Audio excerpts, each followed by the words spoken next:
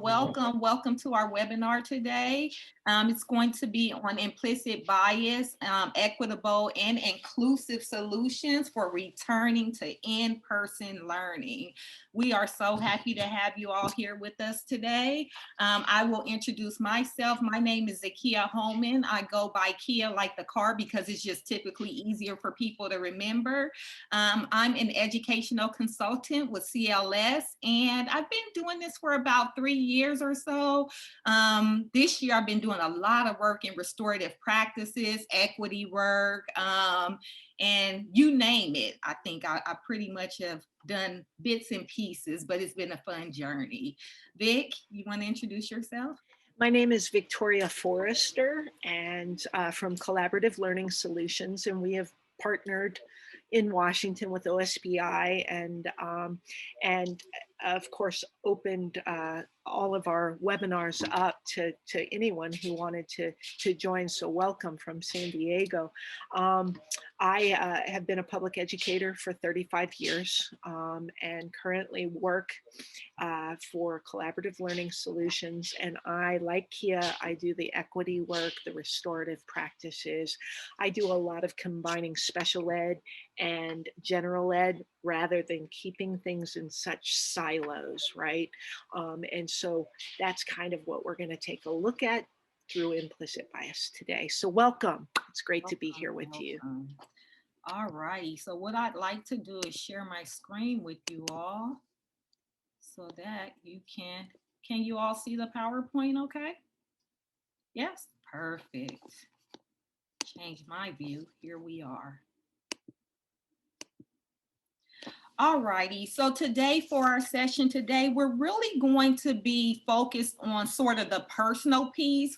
We do a larger session or a longer session. It looks at the personal pieces of implicit bias, and then it moves on to the structural. But today, we're really going to focus on the personal piece. What can I do? What can I do?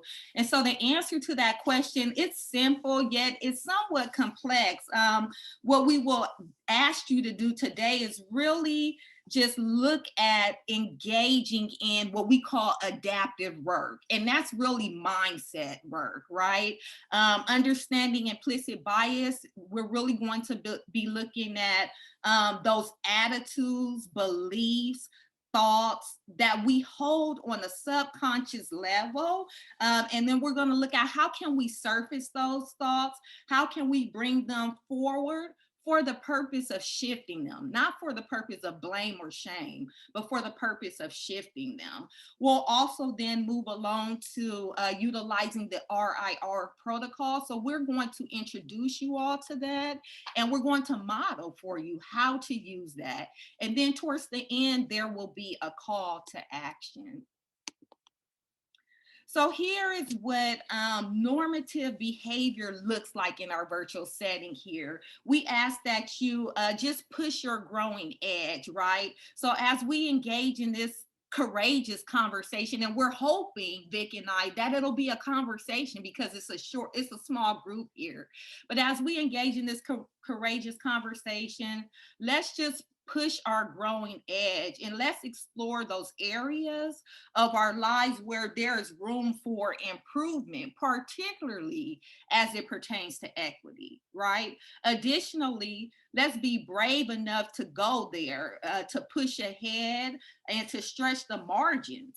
And in so doing, what we'll see is that we'll have that opportunity, an opportunity that I think we're all really here for, and that's the opportunity to sort of challenge the status quo, and through our joint commitments we can do just that. Secondly, we're going to consider what's in it for you and where you're going. We want you to personalize today's experience, right? See what's in it for you, and then understand that whatever is in it for you has the ability to make a greater impact, right? So find out what's personal to you, but then how could this information be utilized to make a greater impact? And then we just simply ask that you listen with respect and stay engaged, that you struggle together, and expect to experience discomfort, or, like as we like to say, some cognitive dissonance. You may see some material here that you agree or disagree with, and it may make you feel some kind of way, but we ask that you just sit with that, and that you challenge yourself through those challenging moments. And then we also ask that you speak your truth, because we know that none of us walk identical paths. We don't have identical journeys. So what we would like you to do is to be able to just give voice to your journey. So those are our agreements today. All righty. So what is implicit bias? We've talked about it a little bit. It's the name of our webinar today, but exactly what is it, right? I'm going to get everything on the screen so you'll be able to view it all at once. But really, implicit bias, their attitudes and their stereotypes that are really activated involuntarily, and they are harbored in our subconscious. They're generally based on those identifiers or aspects of our identity that are very much visible. So like physical features, usually it could be race, ethnicity, it could be age, or even appearance like weight. It could be any of those things. These associations generally develop over the course of a lifetime, and they're generally perpetuated through like media and news programming. So what we want to do is expose you to the RIR protocol later. We'll introduce that, and that's going to help aid you in recognizing your personal bias and those of others. And the reason you want to do that is because you want to recognize so that you're able to interrupt those bias, and building upon RP, you want to be able to repair any harm that is done, because at the end of the day, we're about relationship. And so using that RIR protocol is going to really enhance your relationship so that you can have those courageous conversations with compassionate or through compassionate dialogue.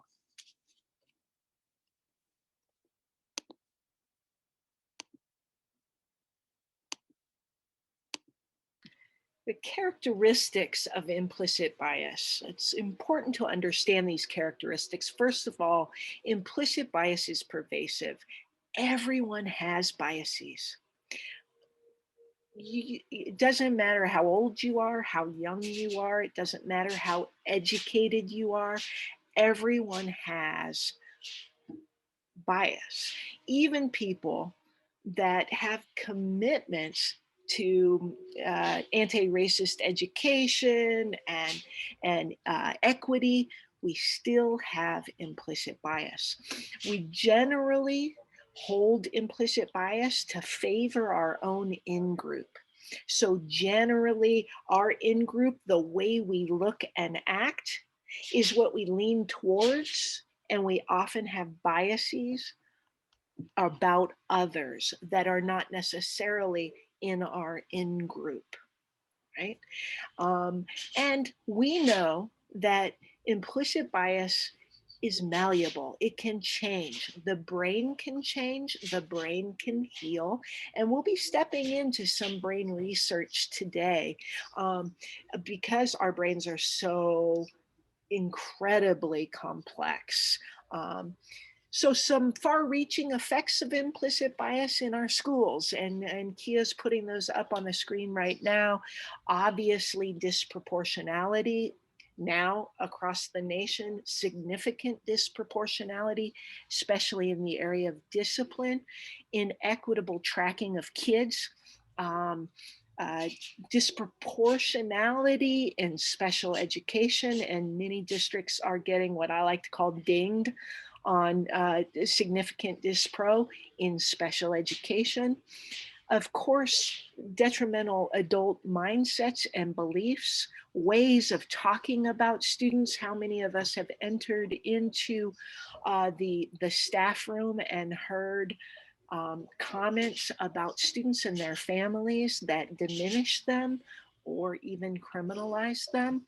And then, of course, inequitable staff power dynamics, hiring practices, all of those um, really deep, heavy issues can be brought out of um, implicit bias. All righty. Thanks, Vic. And as Vic alluded to, we want to segue now and just look at the mind science behind implicit bias so that it can deepen our understanding.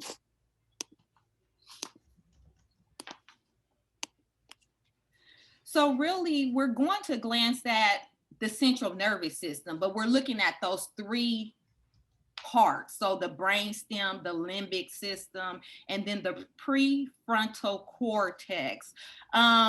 You may hear people refer to the lizard brain also as like the reptilian brain or the primal brain, but really what they're talking about is that part of our brain that controls sort of those involuntary actions, right? So we say autopilot functions such as breathing, heartbeat, and it reacts to incoming stimuli.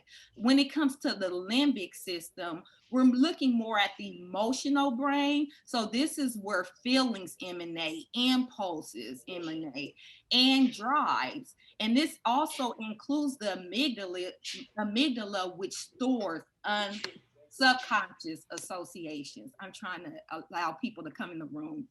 All righty. And then we look at the prefrontal cortex, and the prefrontal cortex really helps us with our executive functioning skills. So when we're thinking about our students or even ourselves, we're thinking about how many of our students can really sit and orient to stimuli, right? Sit and attend, and how long can they do that? What about their organizational skills or their planning skills?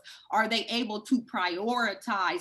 All of these are cognitive sort of processes that take place in the thinking brain or the prefrontal cortex. And of course, Kia, we often have heard the brainstem or the lizard brain also being referred to as the ancient brain. It's the oldest part of our brain, whereas the prefrontal cortex, of course, we say that it isn't fully developed until sometimes the age of 24, right? So our kiddos and many of the people we might live with don't have a fully developed frontal cortex.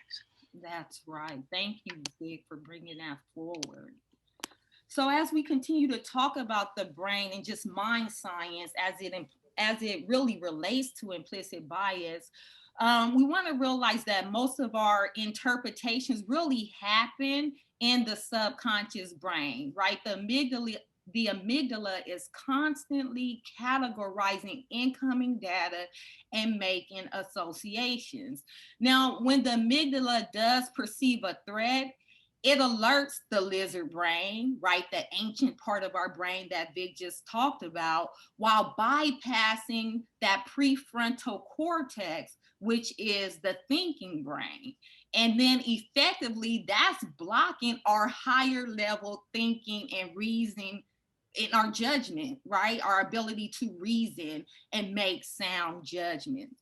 And as a result of this, what happens is we tend to generalize more based on past experiences, right? So our brain has this uncanny ability to connect things that are not actually even connected.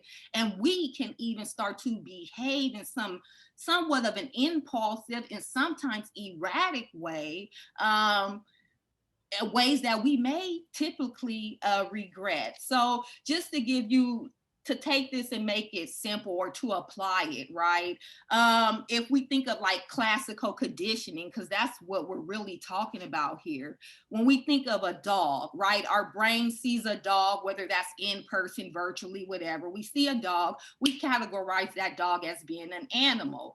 Now, based upon positive reinforcement, negative reinforcement, the history of reinforcement, period, our experiences and the images that have been linked to that historically, we may then further categorize a dog into either being cuddly or dangerous, right? So we will then associate some type of judgment to that. We'll lump those two concepts together and we'll make a judgment that a dog is good or bad, right? And so that helps us, our brain's ability to categorize things is great in a way because it really helps us to speed up our thinking so that we can sort of react quickly. But I would say one of the drawbacks of categorization is then it could really lead to overgeneralization. And once that occurs, that is where IB or implicit bias may take root, right? And if we look at it even deeper, we may then start to categorize things broadly into two basic categories: threat. And that threat could really be, what are the things, what's the stimulus that are like me? And then what are the things that are unlike me? Threat could really be based on those two things. I feel more comfortable around people who are like me, and I may perceive people who are not like me on a subconscious level as a threat, right? But this is our brain's ability to just make some categorize things and then apply a judgment to them. But here's the good news, right? The good news is that our brain has really an unlimited capacity to form new connections through neuroplasticity. And then the more something is practiced, the more connections are changed and the new neural pathways are created. Right. So that's the good news. A colleague of mine, and I was trying to find this research because I found it quite intriguing, but she would mention during our trainings that she came upon some research. And what the research was really looking at is how can we sort of use debasing or debiasing techniques for implicit bias by really looking at our own internal dialogue. So is it possible for us to look at our internal dialogue and really shape new responses based on what we tell ourselves? So for instance, she said that, this particular research pointed out to, if you saw a person, let's say a person with a physical disability, and instead of thinking disabled, when you saw a person in a wheelchair, for instance, you said something like capable. Instead of disabled, which is how we really frame that generally, you say something like capable, capable, capable. By doing that, what you're doing is you're retraining your brain, right? And you're starting to reframe that image or that person in a different way than they may have been historically portrayed. The same thing is if I see someone from a marginalized group. If I see someone from a marginalized group and historically or even through media images, that person has been deemed unsafe. But when I see them, but that hasn't been my experience, right? So when I see them, I think safe, safe, safe, instead of unsafe. Again, that is a debiasing technique that we can use in the moment. That's quick, but it starts to really reprogram our brain.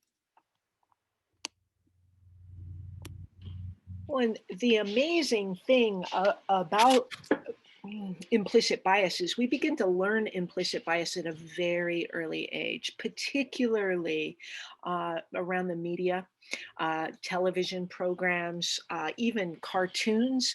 And then certainly we learn implicit bias from our family as well.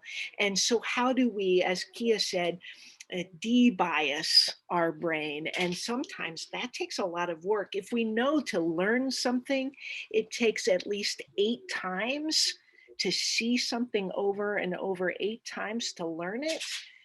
We also know that to unlearn it, right? To unlearn that information, it takes 3 times the amount of time, approximately 28 times to unlearn and relearn that same thing. So this is hard work for us. We're exposed to certain images, and our brain makes sense of those images. So I've put up on the screen for you a really a great quote, and I'm going to read it aloud, and then I'm going to ask you to just kind of jot down or think about what in this quote resonates for you. And we can either share that out or just have a moment to kind of think about this. Between stimulus and response, there is a space. In that space lies our freedom and power to choose our response. In our response lies our growth and freedom. Okay, so I'm just going to give you a second to make sense of that, maybe jot down a few things.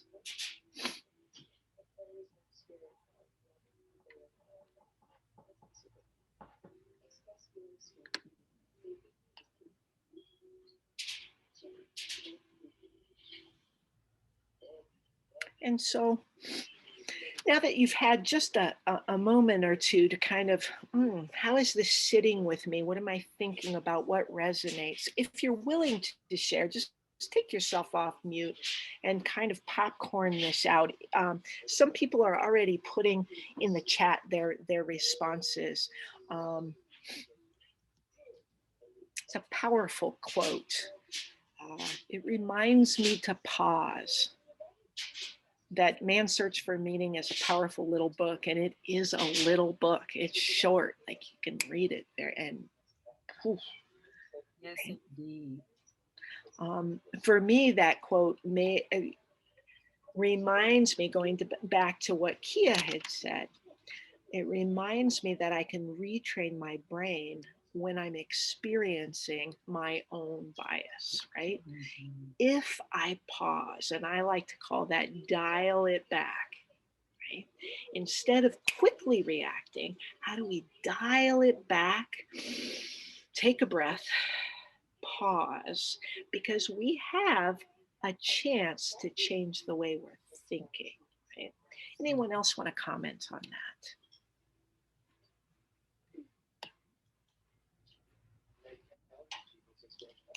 All right, no worries there. So I think yes. It's a domino. Thank you, Jeannie. To me, I would just say, and it's a domino effect. It changes this interaction and the next and the next and the next and the next, or maybe it's called the butterfly effect, right? So the way that I interact with this person, then their interaction is going to be different with the next person and the next person and the next person. That's what occurs. Thank you. Thank you. Yeah. Yes, because if we're slowing down to interact with ourselves around bias, right? And we change the way we're thinking about a certain situation, then others, it's like modeling, right? Beautiful. Thank you, Jean. Anyone else? Okay, let's jump back into the PowerPoint, Kia. All righty.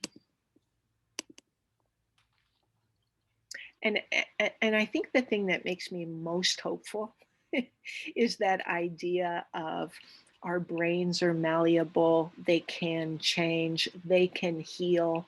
When I think in terms of kids, if your brain is able to grow and change until approximately 24, then our brains can heal. So we can actually invite spaces for kids to be able to rethink that learning.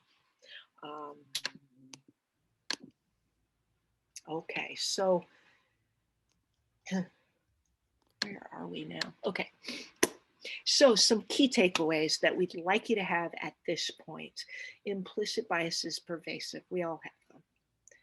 some people are very unaware of their own bias, me included, and I am highly attuned because I do this work to how my brain is thinking about certain people, and yet sometimes I'm unaware. And so a tap on the shoulder from one of my colleagues is very, very helpful in that compassionate dialogue way of looking at things.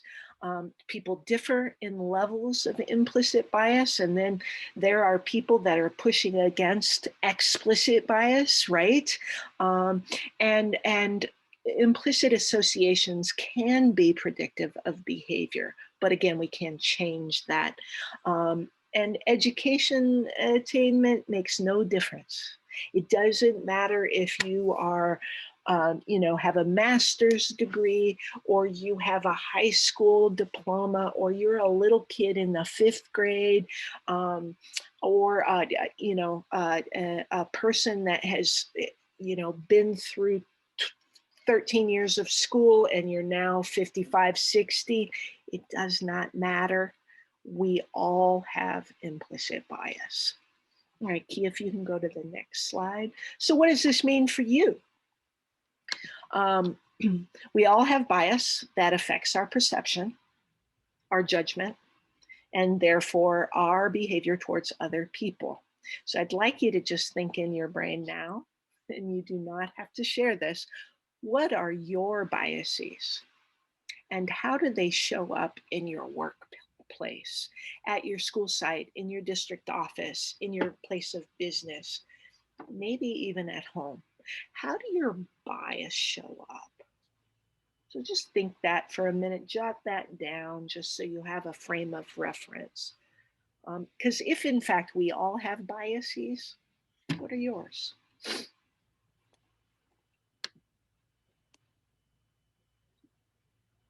All righty. Thanks, Kia. Thank you, Vic. And now, so what we're going to do now is we're going to move into sort of the manifestations of implicit bias. And those are termed microaggressions. Microaggressions. So what are microaggressions? They are really the everyday verbal and nonverbal and even environmental slights, snubs, or insults, whether they're intentional or unintentional, but they communicate is hostility or derogatory or some type of negative message. And typically they are targeted to persons based solely upon their marginalized group membership or status. Microaggressions, they're often truly like subtle cues, and they target a person of a non-dominant group. They're generally broken down into 3 categories, and we'll look at them on the next slide farther, but they are micro assaults, micro insults, and micro invalidations. So really when it comes to micro assaults, these are sort of those more, I would say they're more obvious and deliberate discriminatory behaviors. But when it comes to micro insults and micro invalidations, those tend to be more unconscious, unintentional, and less obvious. And so in fact, well-intended perpetrators of micro insults often believe that they are complimentary because they're not trying to insult you. That is not the aim, right? So as we look at this slide here, it really speaks to the definitions that I just given you, but it also seeks to give you some sort of examples of those 3. So in terms of micro assaults, I would say one that I've seen so far in my personal journey is like when I see a Confederate flag, right? That does something to me. I recognize it on a physical level, what that does for me, okay? So that would be an example of a sign, if you will. Also, an experience that I personally had, because I like to tell our truth, share our stories, right? So experience that I've personally had is being in line waiting to purchase something, and then like someone who doesn't look like me. This particular incident happened to be a white woman who the cashier tried to serve her before me. And fortunately enough, she was an ally. So she said, no, that young lady was here before me, right? But the act of the cashier just assuming that the lady was before me, it's kind of it's an assault. It's a micro, a low level sort of assault. Then when we go to micro insults, these are kind of difficult too. So you'll look on the screen and you can see, I've been in places where someone of a more of a dominant culture will clutch their purse. When my father, especially when he was younger, now he's older, so not so much, but when he was a bit younger, would clutch their purse or maybe cross the street just upon seeing him, right?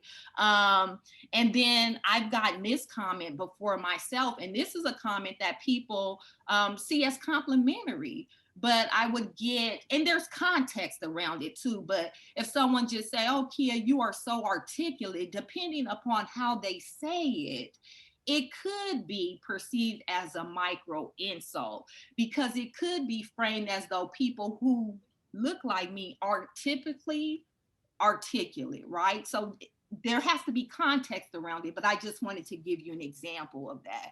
Another one would be something like, is that your real hair? Right? Whether it is or isn't, the fact that someone would ask you that could be deemed as an insult, a micro, a low level insult. When it comes to invalidations, for me personally, I find these more harmful or very harmful, because when you are sort of, if I'm telling you, like now, I was vulnerable to share with you all, these have been some of my experiences. So if someone said, oh, Kia, that couldn't be the case, are you sure that's what happened? That would be an example of sort of gaslighting, of not really taking into consideration my lived experiences and my vulnerability to share that with you. So an invalidation is just that. It kind of invalidates your experiences and your feelings that are associated with those experiences. And oftentimes micro invalidation is just that. I don't, when people will say, I think you're being too dramatic, or I'm not sure what they meant, that right? All of those little ways of twisting Kia's, lived experience. Like if I were to say that to Kia, how the heck do I know what her lived experience is, right? So that becomes a micro invalidation. Yes, thank you for pointing that out, Vic. And then to farther that, there are, like we talked about signs, there are verbal, right? Micro assaults, insults, and invalidations. Then we have some nonverbal ones. But to take that a step farther, we can even look at some of the sort of environmental assaults, insults, and invalidations. For instance, if we're in the school environment and we typically have standard size desks, right, in a classroom.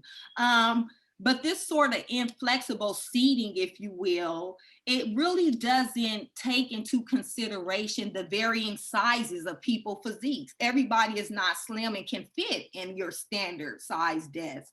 So again, we raise these things so that we can raise awareness around them, not to shame or to blame, but just so we can have a lens in which we are more sensitive to the needs of others, just being a little more aware and a more sensitive.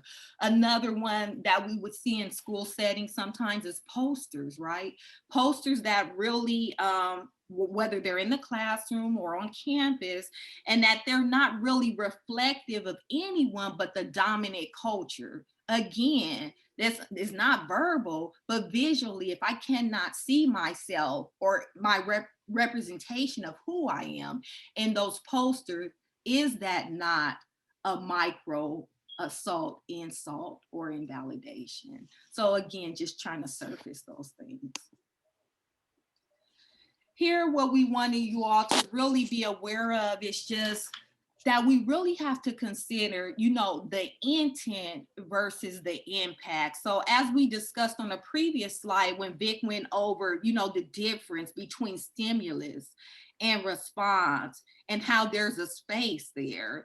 And then within that space, that's where we can really contemplate the gravity of our words, right? We can contemplate the gravity not only of our words, but also of our deeds. And we can consider not just the content, but we can also consider like the message conveyed, right? And so, and how that message may be received given one's intersectional identities.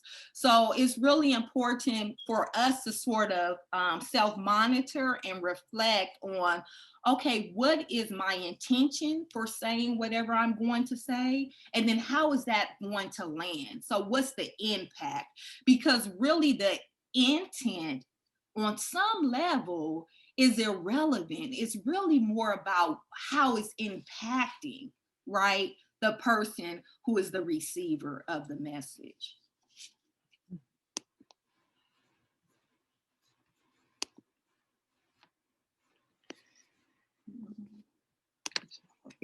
So there's often unspoken messages that we give folks, right? So we might say to Kia, wow, you are so smart. You are a real credit to your race. But of course, what are we actually saying? First of all, we're saying Kia is responsible for her entire race. And secondly, we're giving the message that people of her race, of her color, are not generally as intelligent as she is, right? That's that microaggression, that unspoken message. Love this one. When I look at you, I don't see color. Right? That whole idea of color blindness. Hey, I look at all of my students exactly the same. I am colorblind. When in fact, it denies the significance of the lived experience of the person's color or racial or ethnic history, and really invalidates their lived experience. And that's powerful. We do that often in classrooms. I just don't look at my students by their color. Well, you really are seeing kids' color, right? It's the first thing we see around people is what they look like. Of course, this is an age-old, microaggression, labeling the assertive female, the powerful female, maybe a committee chair, maybe the principal as the B word, while describing the same counterpart who happens to be male as a forceful leader or a powerful leader. Which the unspoken message then becomes, women are out of line when they are assertive. It is wrong to be assertive if you're a woman. Another one, faculty member of color is mistaken for a service worker. Often happens on college campuses. They can't possibly, the unspoken message is they can't possibly actually be in that higher level position. So there's a lot of these messages that come through. I remember when I was growing up and becoming a teacher, the thing that was asked of my dad was so proud of me. My dad was my biggest fan. I played basketball through college. My dad never missed a game. Like, he traveled all over California watching me play ball, right? And so when then my fifth year came and I was going to be a teacher, and people would say right away, oh, is Victoria becoming a PE teacher? Right? Harmless question, right? But what was the underlying message? That because she's an athlete and wears her hair short, She must be a PE teacher. It drove me crazy. My father didn't see that necessarily as a microaggression, but I certainly did. And I could feel it in my body. And I think that that's what Kia alluded to earlier, that actual feeling, the heartbeat starting to increase. Maybe you start to sweat, you get a little nervous, or maybe you get angry, right? Those are those unspoken messages. So next, what we're going to do is kind of dig into a protocol, and this is a protocol that was originally created by our partners at Epic Education, and they've shared this with us at CLS, and we continue, both organizations, pushing this forward because it's so powerful. This helps us, the RIR protocol helps us have more agency. It allows us to really be compassionate in our dialogue. And so the first thing I'm going to say is we use the RIR protocol when we want to interrupt implicit bias, but we also want to remain in relationship with that person. So the first R is recognize. How does this actually make me feel in my body? What happens in my body and what am I thinking at the time? So Victoria must be a PE teacher. Of course, I was an English teacher. How does that make me feel in my body? Does it, right away, it sets the hairs on the back of my neck. It makes me start to sweat and get a little angry, right? So that's the recognize part. The interrupt part, the I, is what questions might I ask to learn more about this person's intent, right? I felt the impact, but what might be the person's intent, and how do I ask questions or clarify with that person so that we can dig down into it? And of course, the repair is, how do I continue to stay in relationship or connected to this person? Because we all have colleagues who maybe we aren't best friends with, we would never choose to go out on Friday night with, or to take a walk with, but we're in relationship with people who we work with, whether that relationship be bad or good. How do we repair those relationships so that we can remain collegial? That's super important when thinking about the RIR protocol. So what we'd like to do next is show this short video, and while you're watching and hearing this young man, what I'd like you to do is consider in your own mind when you speak up and when you don't. Right? How often do you speak up? And when you do, how does it lend itself to repairing a relationship? Okay, so we're going to show you a little video that will help you decide when to interrupt. Here it goes.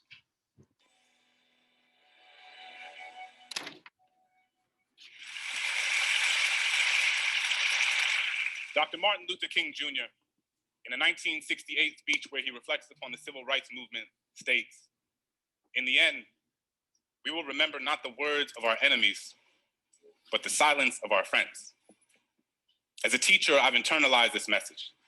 Every day, all around us, we see the consequences of silence manifest themselves in the form of discrimination, violence, genocide, and war. In the classroom, I challenge my students to explore the silences in their own lives through poetry. We work together to fill those spaces, to recognize them, to name them, to understand that they don't have to be sources of shame.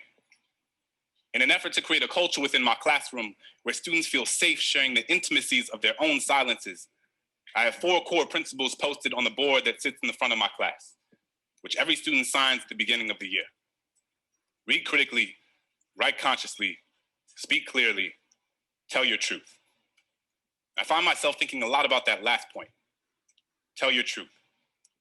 And I realized that if I was going to ask my students to speak up, I was going to have to tell my truth and be honest with them about the times where I failed to do so. So I tell them that growing up as a kid in a Catholic family in New Orleans, during Lent, I was always taught that the most meaningful thing one could do was to give something up, sacrifice something you typically indulge in to prove to God you understand his sanctity. I've given up soda, McDonald's, French fries, French kisses, and everything in between. But one year, I gave up speaking. Figured the most valuable thing I could sacrifice was my own voice, but it was like I hadn't realized that I had given that up a long time ago. I had spent so much of my life telling people the things they wanted to hear instead of the things they needed to.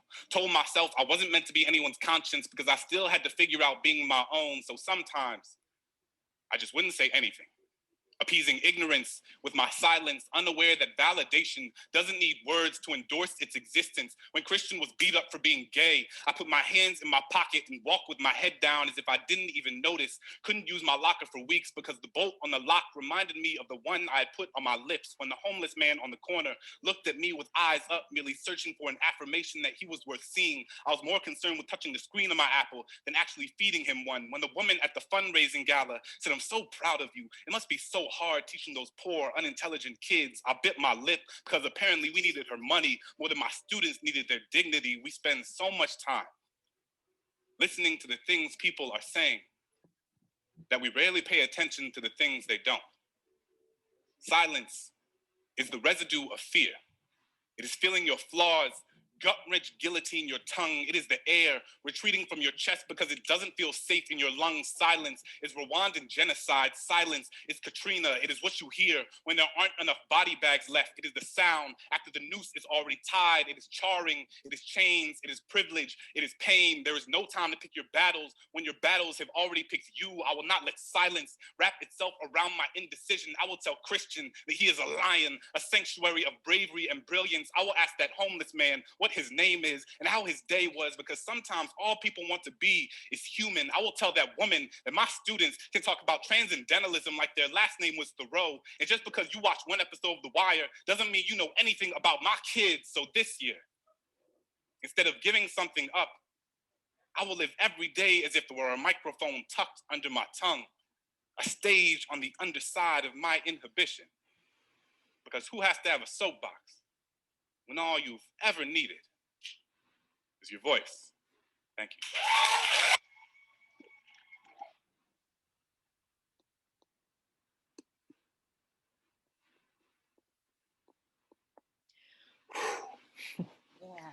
Yeah. Incredible speaker.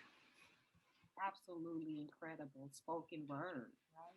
What are some of you all's impressions? If you don't mind writing in the chat, this is not part of the training typically, but I'd love to hear like what are your thoughts around the spoken word that you just witnessed, listened to, as it pertains to silence.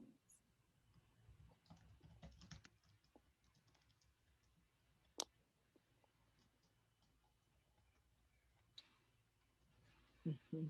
Yeah, Emotional, incredible, absolutely. powerful. Awesome. Thank you. The cost. Yeah. The costs of our silence, right? So important.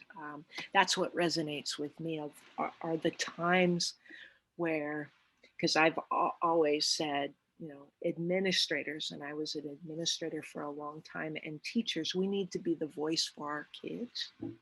And what about those times when I didn't speak up, right? It brings that right to the forefront for me. Absolutely. I get chills every time I look at it. It does something. It reminds me of the power of inaction, but then also the power of action, right? And how you can become courageous. Like you can make a conscious decision to sort of interrupt, which we'll talk about here shortly. But let me go ahead and share my screen with you all. Not that. Yeah. All righty. So why don't we speak up? Why don't we speak up? Listed here are really the top reasons why people typically don't speak up. And oftentimes it's fear-based, right? The fear of being seen as difficult. None of us, right, want to be labeled or viewed or seen as being difficult. So sometimes it's easier to mute ourselves and to remain silent because we don't want that association or that label attached to us and who we are. Also, another fear would be the fear of inadequacy. I don't even have enough information to interrupt. Therefore, I'll retreat and remain silent. What about not having the right comeback? Myself, I think my processing time is rather slow. So even though on a physical level, I can sense that I've been violated, maybe in a certain way, if I don't have a comeback, if it's not already in my repertoire and I can't just pull it out and go, I might stay silent because I don't have anything to say. Not that it didn't bother me, but I don't necessarily have the correct languaging in the moment to interrupt it or to do so in a way that is kind of dignified. See, because a lot of times when I process my emotions, it's like, if I say something, will I feed into existing stereotypes of me being the angry Black woman? So maybe I should just stay silent so that I don't perpetuate that, because I couldn't possibly be angry or show any emotion, right? And so sometimes just not having that information and the right comeback is the reason why I might mute myself personally. The fear of speaking for someone else or an entire group. If every time I open my mouth, I am a representative of a whole group. So we never get to a point where people are able to individuate and see me for who I am, but they see me as a representative of a larger group. That may be a reason for me to mute myself, because who wants the burden of taking on a large group when all you really want is to be seen as an individual? The fear of retaliation or rejection is definitely a reason why people may not feel safe and will mute themselves. And then when it comes to trauma, I think that's a huge one, because as we talk about like historical trauma or just re-experiencing trauma, when we're engaging in dialogue about a violation of any sort, that I would have to relive that, may cause me to just shun away from the conversation altogether to protect my safety and my being. And then fatigue, racial fatigue, or just otherwise, I am just so tired that I do not want to intervene in this way, because here we go again. So sometimes you will find that people, even if they are able to see something, whether it's the implicit bias that manifests into a microaggression, or even if it's something greater than that, a macro aggression, sometimes a blatant aggression, people may still remain silent because some of these things that we've put on the screen here.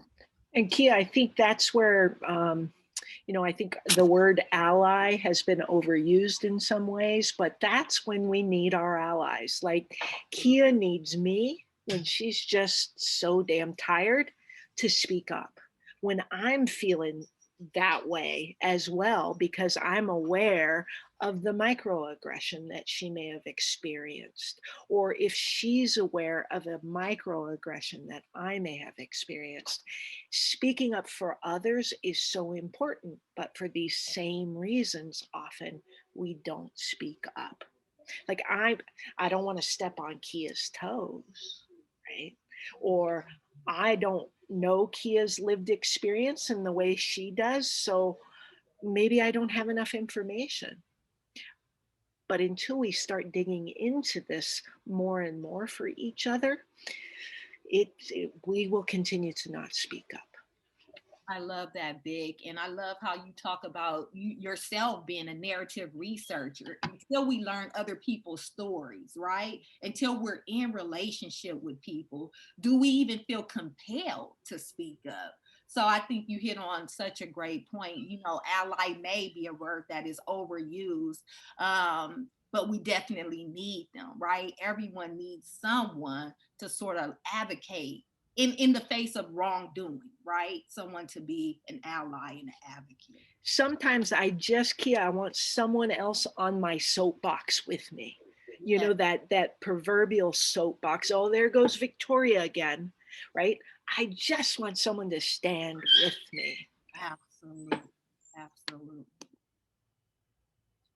So Dina Simmons talked about silence this way. She says the reason for our silence are many, but each time we are silent, we miss an opportunity to interrupt racism or to act as allies or to interact genuinely with people of color or other white people. And no anti-racist action is taken as long as we are silent. And I think the video in combination with this quote just really solidifies for me the importance of rising above some of those my own reasons why I remain silent, right? Rise above those obstacles, because at the end of the day, as educators, we really have a duty to do just that, to educate.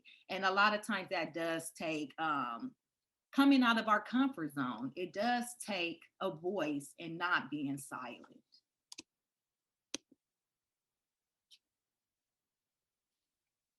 Beautiful, Kia. Thank you. And so now we're just going to dig in a little bit to the RIR protocol, taking all of that, the video and Dina Simmons quote with us. So in terms of recognizing,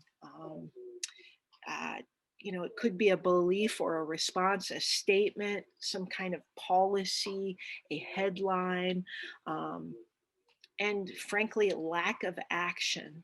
And we feel in our bodies a certain way, right? So taking a deep breath, for me, dialing it back a bit. What's happening in my body? This is going to go through my head. What's happening in my body? How does it make me feel? And what do I think or believe? And that's internal. Externally, I'm scanning the room or the situation to make sure I'm actually safe. I'm physically safe. And I have to think, is this the right time to interrupt? Now, I want to make very clear that unsafe is not the same thing as uncomfortable, because all of this work is uncomfortable. It makes you feel uncomfortable, right? But you also have to know, am I actually safe? If I say something, will I physically be hurt or harmed? And, you know, really making sure that you're scanning the area for that safety and understanding what's happening in your body. So for me, when I recognize it, sometimes my fuse is very short, like, right? I just want to say something.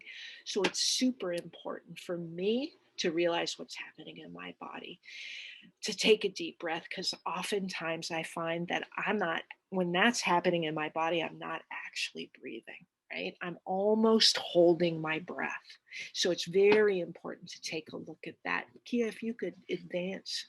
So recognizing it is really sitting with discomfort, which I don't know about you, but I don't really like that feeling. But in order to recognize it, you feel something and you think to yourself, ugh, this is uncomfortable. I don't like it. I want to get out of here. Maybe you fight, flight, or freeze. You're going to leave the room. You're going to tune out, right? And then noticing that resistance in your body. And then dial it back. talk to yourself in your brain, "Whew, you're okay. Everything's safe here." Your body relaxes some.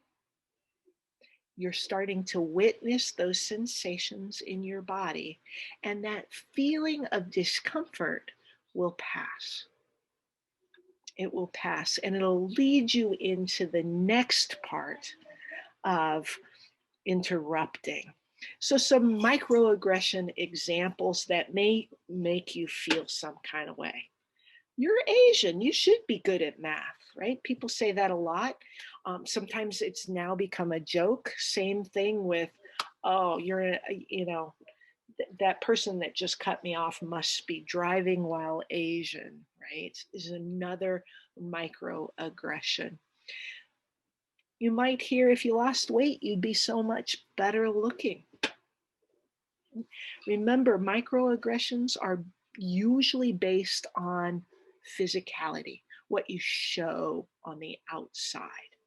And heck, that Zakia, I'm not sure about her. Why does she always have to play the race card? Microaggressions. So in hearing those, if I were to say to Jeannie right now, why do you always have to play the race card? Her response in recognizing it is to don't react right away, recognize what's happening in her body. Okay, then we can move into the interruption. Remember, it's uncomfortable, and we have to get familiar with sitting in that uncomfortable space.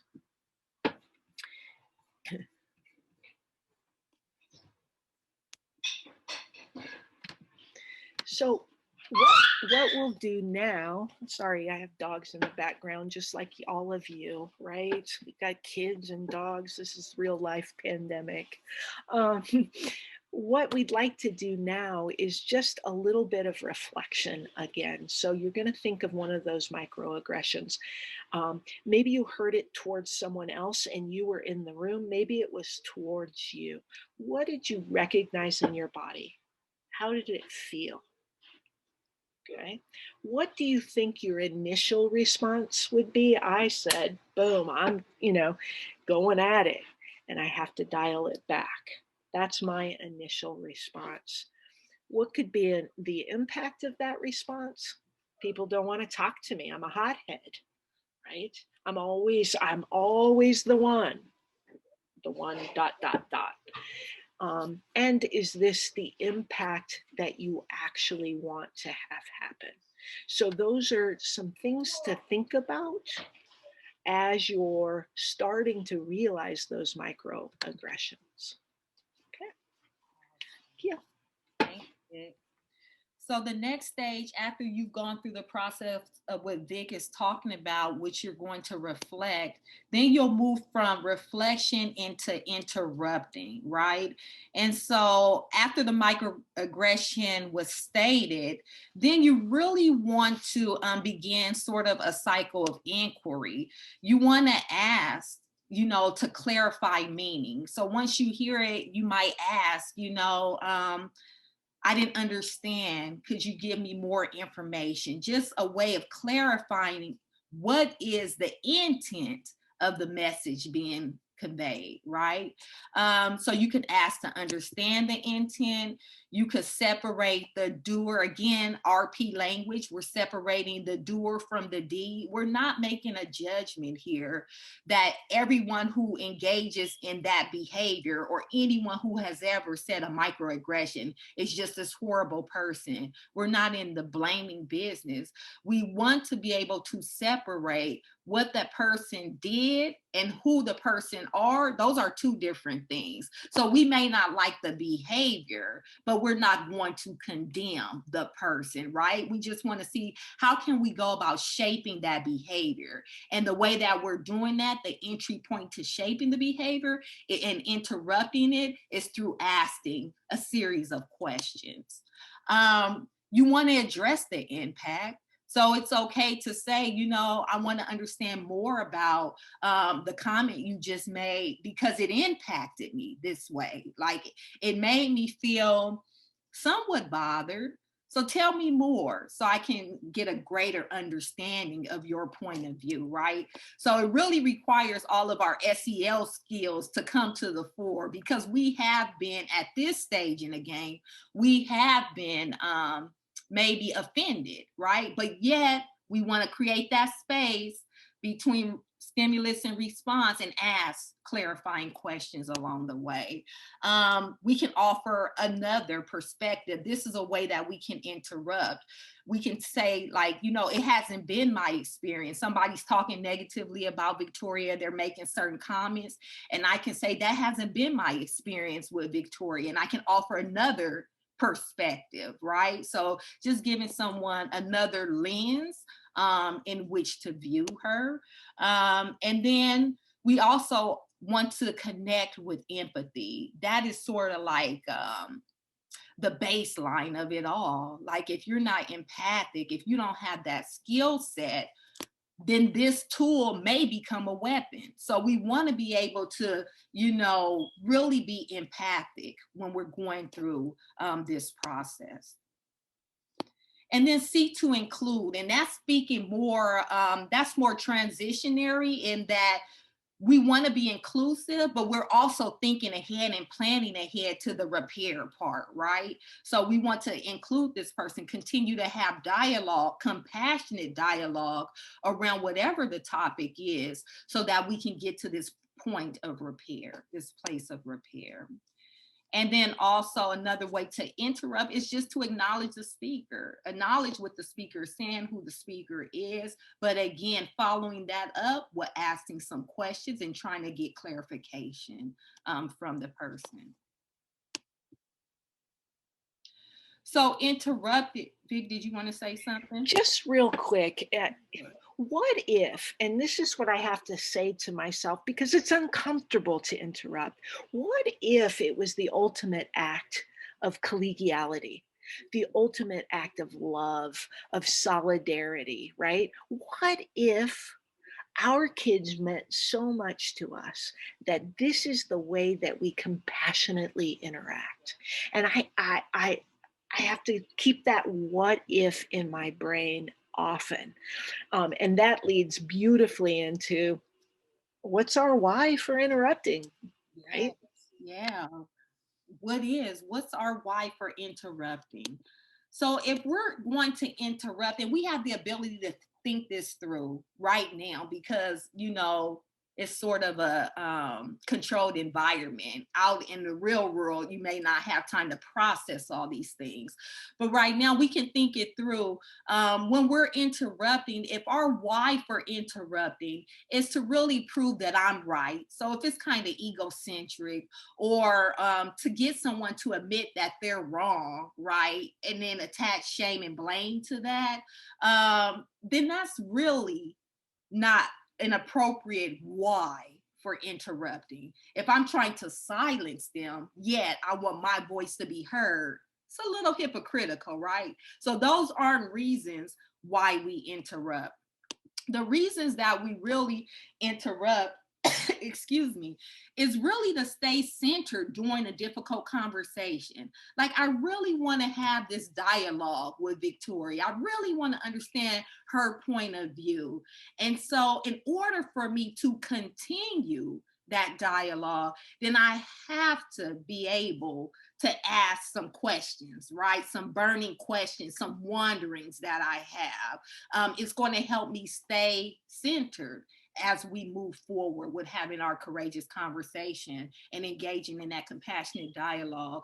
Again, if I want to enhance my perspective taking skills, if I want to create connections and relationship which at the end of the day is what it's all about. And by the way, even though she offended me, I want to understand her lived experiences, which may give me a glimpse into why she may have said what she said.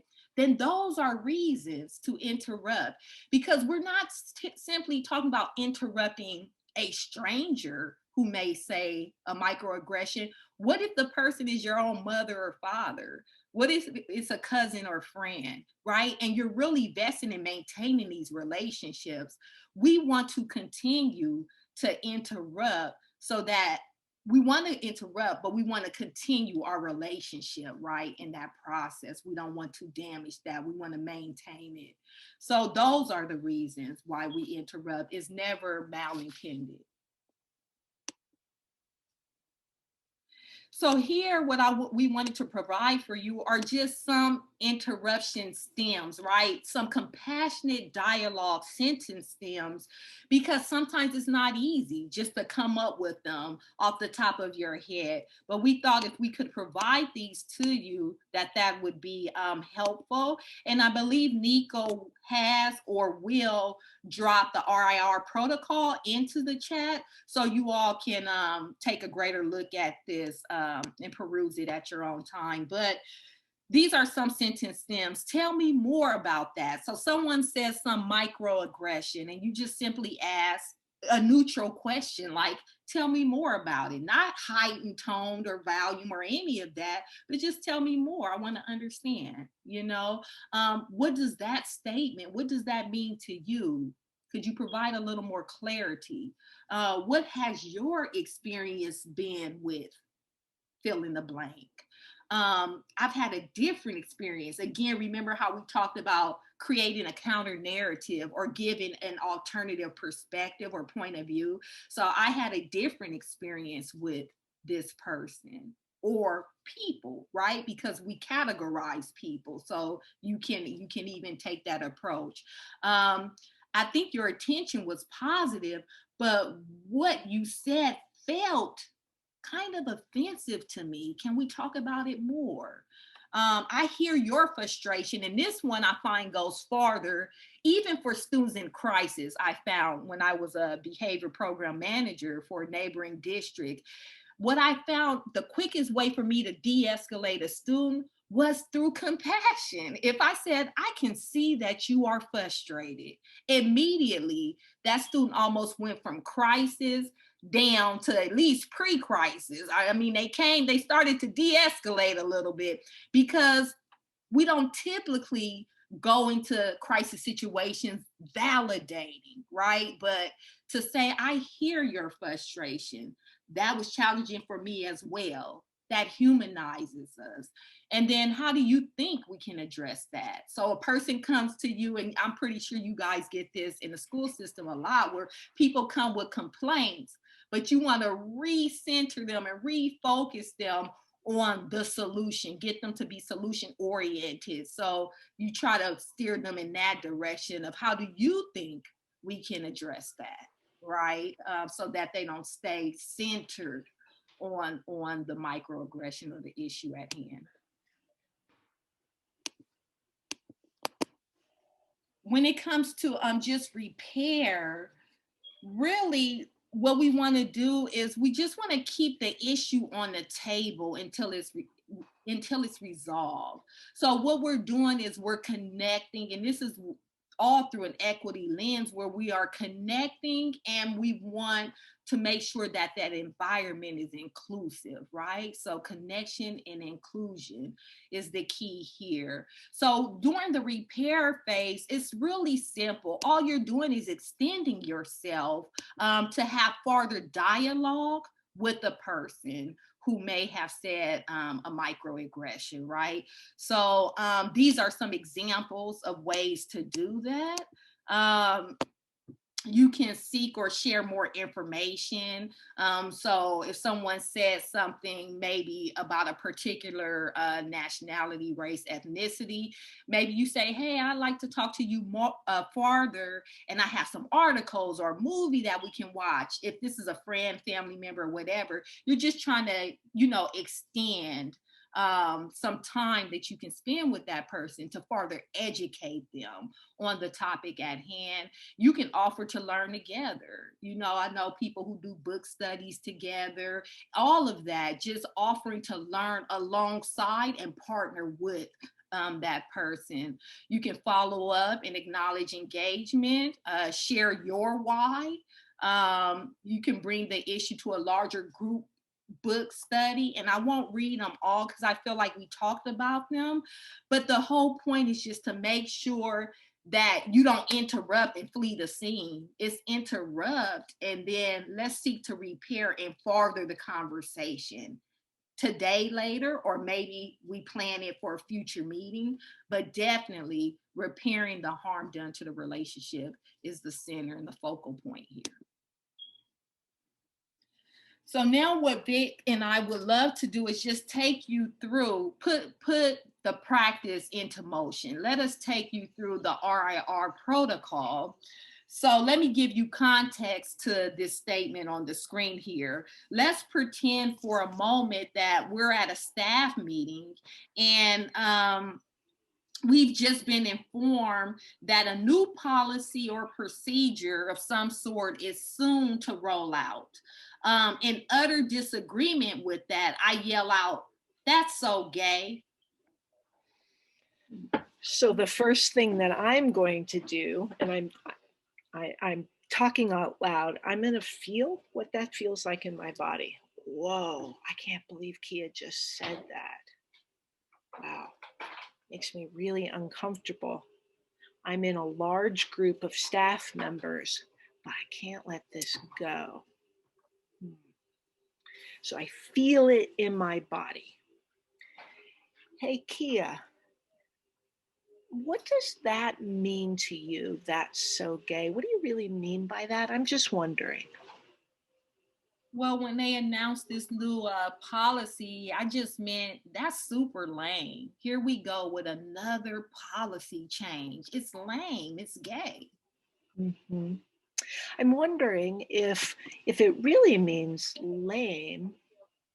I'm wondering if you could possibly use that word instead of "that's so gay."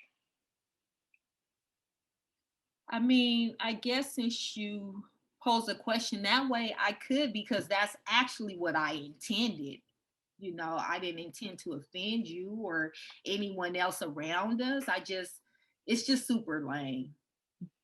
And I see your frustration with that. I guess all I'm wondering is, let's call it what it is. That would make me feel more comfortable. Are you willing to do that? I am willing to do that, and thank you for bringing that to my attention. You bet. And I'm wondering, could we have coffee together tomorrow morning, like right before school, and talk about this a little bit more? You know, I like that. Thanks for the invite. Thanks, Kia. Perfect.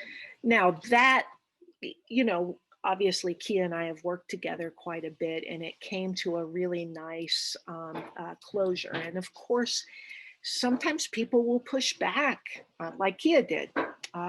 That's not what I really meant. Remember, the number one put down among 7-year-olds is "that's so stupid."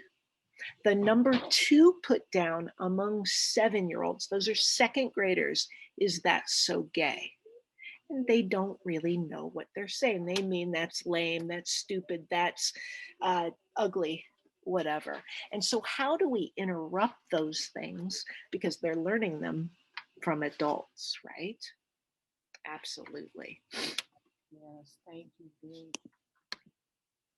So here we just really wanted to give you an opportunity to just, you can put in a chat, or you can say, if you want to verbally, what are some of your thoughts with the process? Is it something that you'd be willing to try? Again, Nico dropped the link in the chat for you all, so you'll have a copy of the RIR protocol. But I'm just wondering about feasibility of use. Like, is this something that you think that you can implement? And I'm going to stop sharing so I can read the chat, because I can't do it simultaneously. And we have a couple of resources, and we're coming to a close, I promise. Yes, we are. Oh,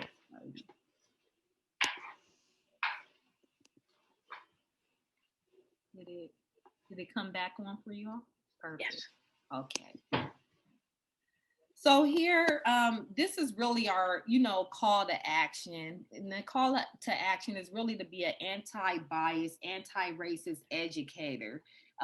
We want to call it out in others, and we want to call it out in ourselves. If we see something, we want to stand tall, we want to speak on it, and we want to act on it. Like Vic said, there's a distinction between being uncomfortable and unsafe. So if there is safety, then it is almost our duty to bring our voices forward, right? So that would be our call to action, to stand up, to speak on it, and to act on it. In addition, we want you to just be able to use that RIR protocol that we model for you to just reflect on your personal bias, those behaviors and the consequences of that, to recognize it, and then to follow that recognition up with an interruption, right? Build that behavioral momentum. Now that I've recognized it, it's time to interrupt it. And so what is the prescribed or desired change that I want to make? That should be at the forefront of your mind, right? What's the change that I want to make? And then ultimately, we'd ask that you would repair it. What can you do to retool, replace, or remove the behavior from your repertoire? There's a note there that this is going to take multiple attempts to feel, comfortable implementing, and that's all by design as well. Like learning anything new, it's going to take multiple attempts, but if you continue to practice it, you'll feel more comfortable with it, and then there'll be one more thing in your repertoire and for you to use when you are faced with microaggressions or to counter implicit bias.